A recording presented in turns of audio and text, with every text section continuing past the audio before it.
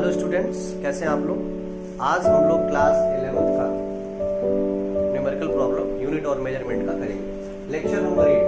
जो भी बच्चे लेक्चर 7 तक नहीं देखे हैं वो बैक जाएं और चैनल को लाइक और सब्सक्राइब करके सारे जितने भी वीडियो हैं वो सारी वीडियो देख लें 7 तक और फिर यहाँ तक आए। कल के क्वेश्चन आप लोगों को दिया गया था। आज का लेक्चर नंबर 8 बहुत ही इंपॉर्टेंट है। कल ये क्वेश्चन दिया गया था और मुझे पूरा विश्वास है बहुत सारे लगा लिए बच्चे होंगे और बहुत सारे लोग नहीं भी लगाए होंगे। तो आज मैं उसको बताता भी। A scientist measures the length of the road to be proportional to the length of the road to be proportional to the density, intensity and frequency. Find the relation between these quantity. कल ये question आप लोग देखे होंगे, मैंने कहा था आप लिख लीजिएगा। देखो ये जेई 2014-15 का क्वेश्चन है, आया हुआ क्वेश्चन जेई एग्जाम है, आईआईटी के पेपर में आया हुआ क्वेश्चन है ये। और फिर भी हर साल यूनिट और मेजरमेंट से हर साल एक क्वेश्चन बोर्ड एग्जाम की बात छोड़िए, जो कि क्लास 11th है, आईआईटी में जरूर आता है। और बच्चे इसको जो है नेगलेक्ट करते हैं, सोचते हैं बड़ी आसान से चैप्टर हो जाएगा। ऐसी कोई बात नहीं है, बहुत इंपॉर्टेंट है, ध्यान से पढ़ना। और गलतियां कहाँ होती है मैं आप बताऊंगा आज आपको, कहाँ पे गलती करते हैं।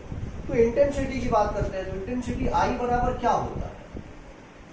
आई बराबर क्या होता है? Power by area. Power by area सबको पता है। डेंसिटी के बारे में सबको पता। और फ्रीक्वेंसी एफ बराबर क्या? Reciprocal of time period. तो पहले हम दोनों का डायमेंशन फार्मूला निकाल रहे हैं, उसके बाद हम आगे बात करेंगे। तो पावर का डायमेंशन फार्मूला याद होना चाहिए। नहीं याद है तो बैक जाकर देख लीजिए वीडियो, आपको समझ में आ जाएगा। ml²t-3 एरिया का l²। जिसको भी नहीं आता है वो देख सकता है जाकर के, उसको पता चल जाएगा कि क्या होगा और कैसे निकाला जाएगा। ml²t-3 पावर कैसे पता चलेगा। तो ये क्या आ जाएगा इसका डायमेंशन फार्मूला? mt-3, ठीक है, mt-3।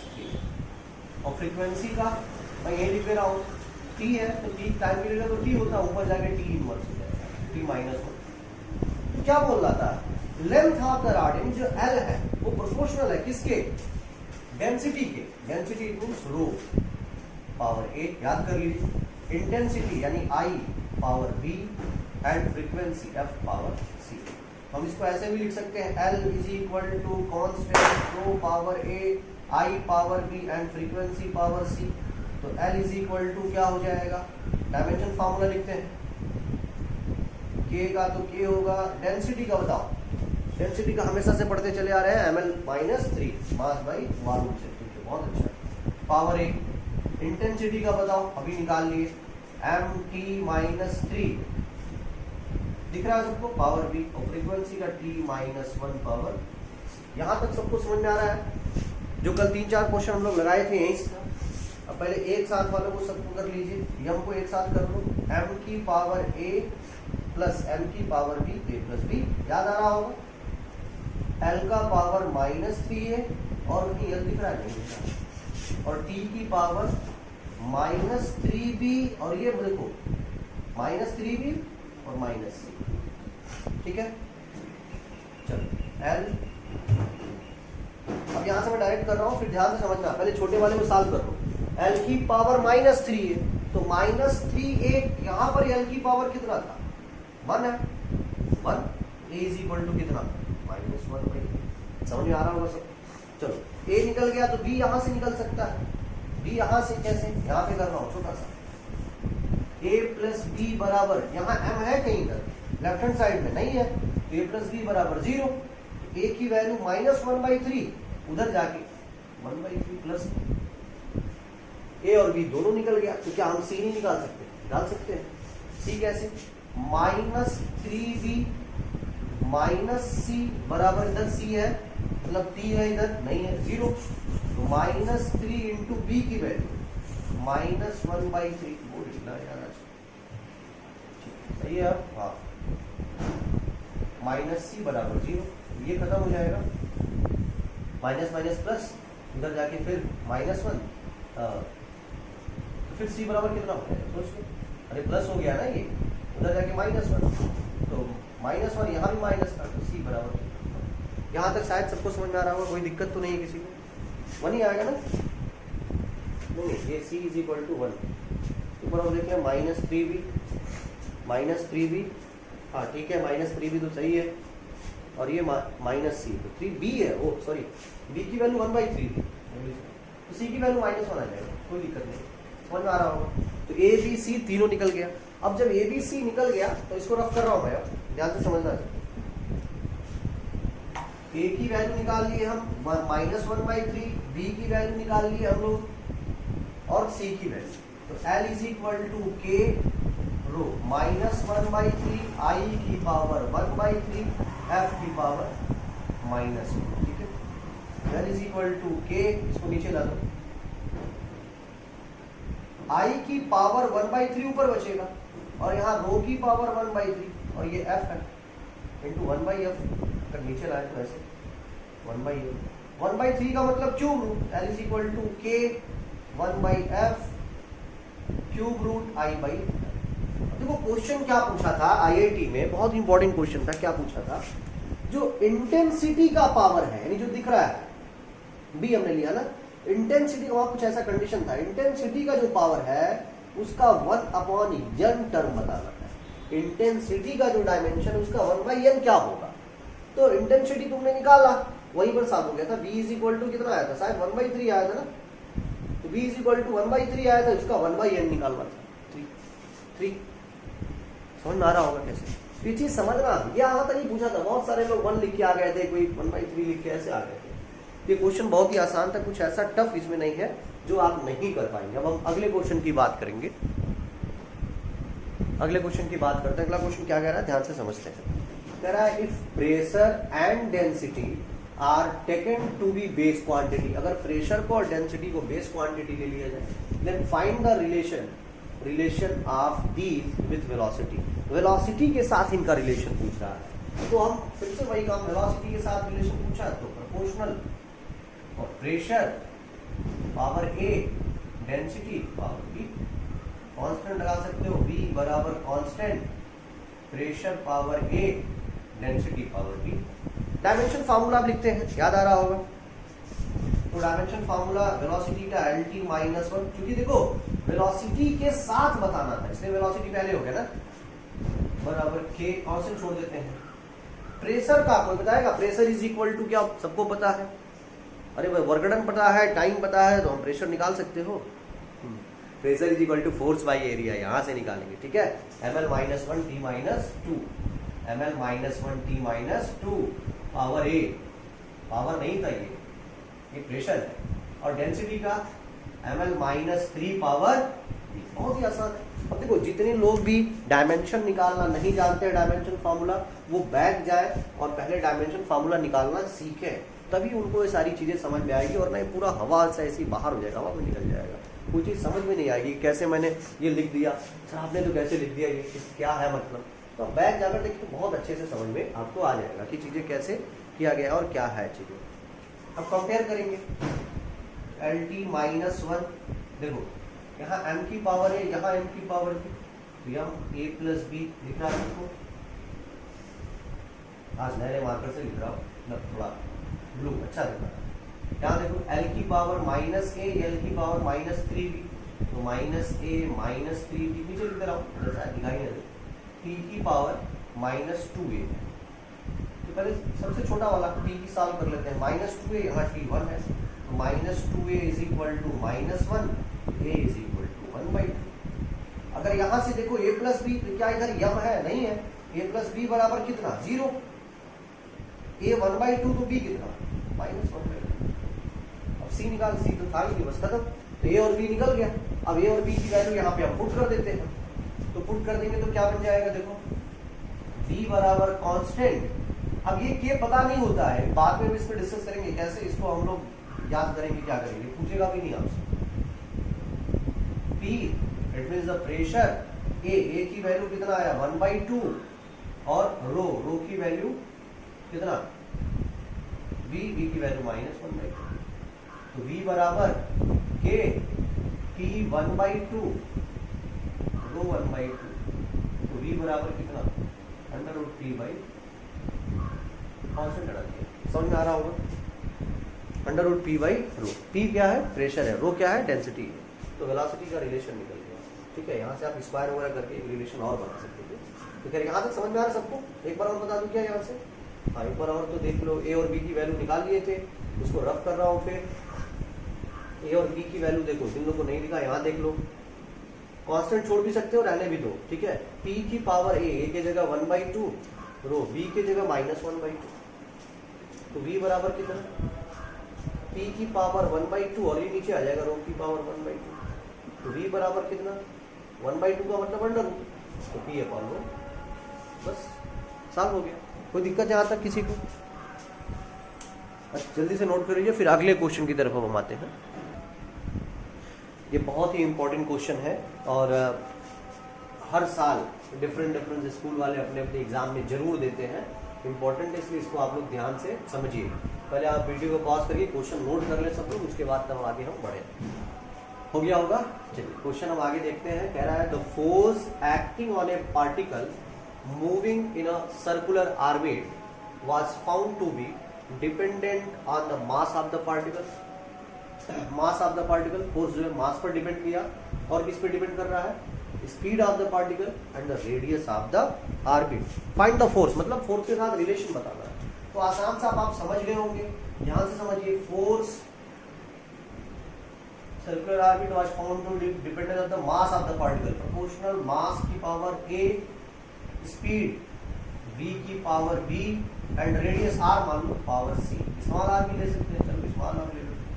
ठीक है, कोई दिक्कत तो है नहीं, समझ में आ रहा होगा यहाँ तक। तो F बराबर के वाला टर्म अभी हम रहने दें, F बराबर के, चलो M A B B R C. ठीक है, डायमेंशन याद आ रहा होगा पूरा, एम एल टी -2, कांस्टेंट होगा नहीं, एम की पावर ए। जहां डाउट है वहां पे आप भूलिएगा बेटा, लेकिन बहुत ही आसान सी चीज है, समझ में आना चाहिए। मास का तो एम हो जाएगा, फोर्स का एम एल टी -2 होता है, और वेलोसिटी का कितना हो जाएगा, एल टी -1। ये चल नहीं रहा है बात कर भाई, एल टी -1 पावर b, और रेडियस का तो वही होगा लेंथ पावर c। यहाँ तक तो सबको दिक्कत है? दिक्कत है? अरे सर नहीं दिक्कत है, तो इतनी बार समझ चुके, अब कितनी बार दिक्कत होगा। एम एल टी -2 फोर्स का सबको समझ में आ रहा है, मास का तो m होता ही है, और v वेलोसिटी का कितनी बार वेलोसिटी कर चुके हैं, वेलोसिटी तो याद हो गया होगा वेलोसिटी का, एल टी -1 होता है, और r जो है रेडियस लेंथ है, तो l हो जाएगा। कंपेयर करते हैं, कंपेयर करने के लिए ध्यान से समझिए, और ध्यान से क्या समझना है, ये ध्यान से देखिए। एम एल टी -2 बराबर m की पावर सिर्फ a है, तो कोई दिक्कत ही नहीं है, खत्म यहाँ पर। l की पावर कौन कौन है, b और c, l की पावर b + c मिल गया, और t की पावर कौन बच रहा है, सिर्फ -b, यहाँ छोटा सा -b ऊपर -b। ठीक है, कंपेयर करते हैं। यहाँ पर तो सिर्फ m की पावर a है, और यहाँ m की पावर 1 है, a = कितना 1। यहाँ -b है, t है, और यहाँ -2 है, ध्यान दो, t की पावर -b, t की पावर -2, तो b बराबर कितना 2 मिल गया, और b + c यानी यहाँ l है, तो देखो b + c बराबर यहाँ 1, तो 1 हो गया। b की जगह 2 + c बराबर 1, c बराबर कितना जल्दी बताओ, 1 - 2 = -1। यहाँ तक तो किसी को कोई दिक्कत है नहीं, a b c तीनों निकाल लिए हम लोग। हम बीच वाला रफ करते हैं ताकि वैल्यू पुट कर सकें। a की वैल्यू 1 लिख लेता हूँ कहीं यहाँ पे, a की वैल्यू 1 आया था, b की वैल्यू 2, और c की वैल्यू -1 आ गया। चलो इसको रफ करते हैं और वैल्यू पुट करते हैं, और आपको याद आ जाएगा। नहीं, आपको 10th में आप नहीं पढ़ेंगे, 11th में आप आगे पढ़ेंगे। तो f बराबर k कांस्टेंट, m की पावर a की जगह 1, v की पावर b यानी b की जगह 2 हटा देते हैं, r c यानी -1 नीचे आ जाएगा, f बराबर k हटा देते हैं, m v² और ये नीचे आ जाएगा। बहुत इंपॉर्टेंट है, बहुत ही इंपॉर्टेंट है। अब आगे पढ़ेंगे, ठीक है, आगे के चैप्टर में आप पढ़ेंगे कि ये फार्मूला डिराइव भी करेंगे आप। तो बहुत ही आसान सा है, कोई इसमें ऐसी टफ चीज़ें नहीं है जो आप ना कर पाए। बहुत ही सिंपल सा क्वेश्चन था, आसानी से हम लोग सॉल्व कर लिए। तो अब मुझे पूरा विश्वास है इस टाइप के कोई भी क्वेश्चन आएगा आप जरूर कर लेंगे, पता चल जा रहा है रिलेशन आप डिराइव कर ले रहे हैं। अब हम लोग को ये जानना है एक सिस्टम ऑफ यूनिट को, मतलब कोई एक सिस्टम दिया है उसको दूसरे सिस्टम में बदलना। जैसे हम सपोज कर रहे हैं, हम कह रहे हैं कि न्यूटन को डाइन में बदलो। खैर तो आपको याद ही होगा कि सर 1 न्यूटन बराबर 10⁵ डाइन होता है, लेकिन इसको बस बदलना है। आपको बताना है कि कैसे डायमेंशनली ये होगा, डायमेंशनली कैसे होगा, ये चीजें ही हमें बताना है कि डायमेंशनली कैसे यह इक्वल होगा। ठीक है, ये माइक निकल जा रहा है। यहां तक सबको समझ में आ गया होगा? ठीक है, चलिए जल्दी से इसको नोट कर लो और फिर आगे के क्वेश्चन हम करते हैं। हम लोग इस क्वेश्चन की अब बात करेंगे नेक्स्ट क्वेश्चन की, और बहुत इंपॉर्टेंट क्वेश्चन है। बहुत सारे ऐसे टीचर्स हैं जो क्वेश्चंस को नहीं बताते हैं, वो छोड़ देते हैं क्वेश्चन को, और इसलिए छोड़ देते हैं कि न्यूमेरिकल को ज़्यादा वैल्यू नहीं देते, और फिर दिक्कत होता है कि बच्चे 12th में जो है न्यूमेरिकल प्रॉब्लम लगाने में उनको समस्या आ जाती है। तो खैर ये इंपॉर्टेंट चैप्टर है, जो बच्चे भी नीट की या IIT JEE की प्रिपरेशन करते हैं उन सब के लिए, तो आप लोग जरूर इस सब क्वेश्चनों पर ध्यान दें, बहुत इंपॉर्टेंट है।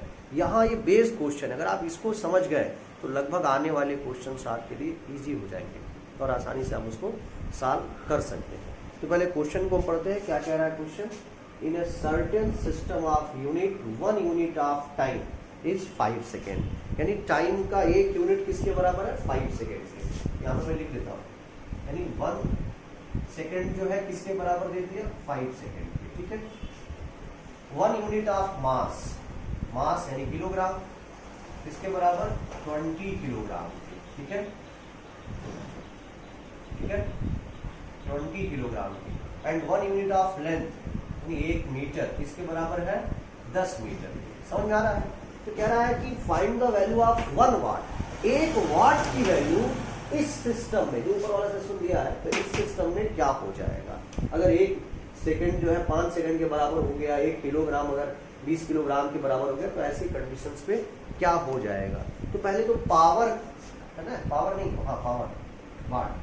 तो पावर का हमें, पावर का जो यूनिट होता है, डायमेंशनल फार्मूला याद होना चाहिए। तो डायमेंशन फार्मूला नहीं याद है तो बैक जाइए, बैक वाले देखो, जिसको भी डायमेंशन फार्मूला अभी नहीं समझ में आ रहा है, जो हमारे इस चैनल पर नए हैं, वो लोग बैक जाइए और वीडियो को बैक जा करके देखिए। डायमेंशन यूनिट और मेजरमेंट का पहला पार्ट, दूसरा पार्ट, तीसरा पार्ट आपको वहाँ से निकालने आ जाएगा। बहुत ही आसान है डायमेंशन फार्मूला, तब आपको ये ज़्यादा आसानी से समझ में आएगा। ml²t-3 पावर का याद आ रहा होगा। अब हम लोग एक फार्मूला पढ़े, फिर से वही बात कह रहा हूँ, जो लोग नहीं पढ़े हैं बैक जाके देखें। N1U1 बराबर N2U2, याद करो, याद आ रहा होगा, अच्छा याद आ रहा है। N1U1 बराबर N2U2। N1 क्या है? Numerical value in the first system. U1 क्या है? Unit in the first system. N2 numerical value in the second system, जो निकालना है। यानी 1 वाट की वैल्यू इस सिस्टम में क्या होगी, ये निकालना है हमें। और U2 numerical value of second system, जिस सिस्टम में हमें कन्वर्ट करना है वो है। तो N1 तो आपको दिख रहा है, N1 क्या दिख रहा है? 1 वाट है। चलो बहुत अच्छा। U1 ये लिखो बेटा, ये M मतलब मास, तो मास किसमें? किलोग्राम में, सबको पता है पावर का। चलो लेंथ मीटर में, तो मीटर का क्या है? स्क्वायर है। ठीक है, और टाइम किसमें? सेकेंड में, पावर -3। N2 की वैल्यू नहीं पता, 1 वाट जो दिया है ये दूसरे सिस्टम में कन्वर्ट करना है, ये निकालना है। इनटू U2 ध्यान से समझो।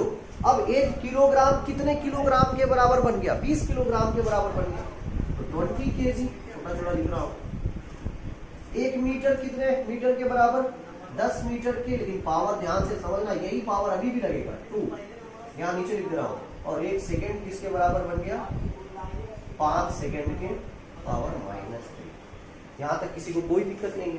अब एक एक करके किलोग्राम को किलोग्राम के पास लेते आओ, मीटर को मीटर के पास, सेकंड को सेकंड के पास। तो चूंकि मल्टीप्लाई हो रहा है इसलिए इधर लाओगे तो क्या हो जाएगा? डिवाइड। तो किलोग्राम अपॉन, ध्यान से देखो, 20 किलोग्राम। छोटा यूनिट लिखना था, बार बार बड़ा लिख रहा हूँ। ठीक है, ब्रैकेट में। अब मीटर के पास मीटर को, तो मीटर, और यहाँ देखो 10 मीटर, स्क्वायर अभी भी रहेगा। सेकेंड, यहाँ देखो 5 सेकेंड, पावर -3 बराबर क्या? N2। यहाँ तक सबको समझ में आ रहा है? मैंने क्या किया? कुछ भी नहीं ऐसा। 20 किलोग्राम को इसके पास ले आया, 10 मीटर को इसके पास ले आया, और सेकेंड को 5 सेकेंड को इसके पास ले आया। किलोग्राम से किलोग्राम क्या हो जाएगा? कैंसिल।